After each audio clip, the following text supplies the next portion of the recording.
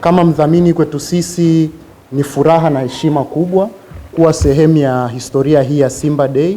Huu ni mwaka wetu wa pili, tulianza mwaka jana kama mdhamini mkuu na tunashukuru kwamba kwa mwaka mmoja tu makombe yameanza kurejea nyumbani.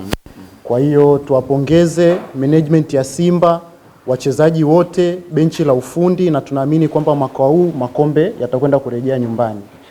Na kwetu sisi kama Betway tunashukuru pia mashabiki.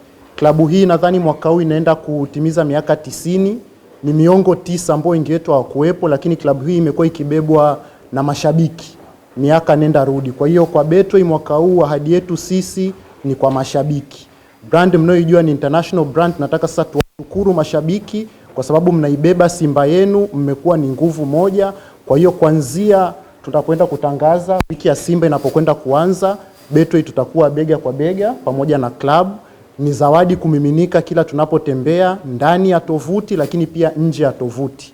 Tunaongelea vitu vya free bet, tunaongelea jackpot kurudi, tunaongelea zawadi kama kusafiri na timu, kupata jezi mpya nzuri zilizosainiwa, na hizi zitakuwa ni exclusive kwa watu wachache. Kwa hiyo tujiandae kwa experience kubwa za kimataifa kwa jinsi ambavyo mnaona hadhi ya Betway Tanzania lakini katika nyanja za kimataifa. Nisichukue muda mwingi, ni siku yako leo baba. Watu waweze kujua Simba inaandalia nini watu. Asante sana.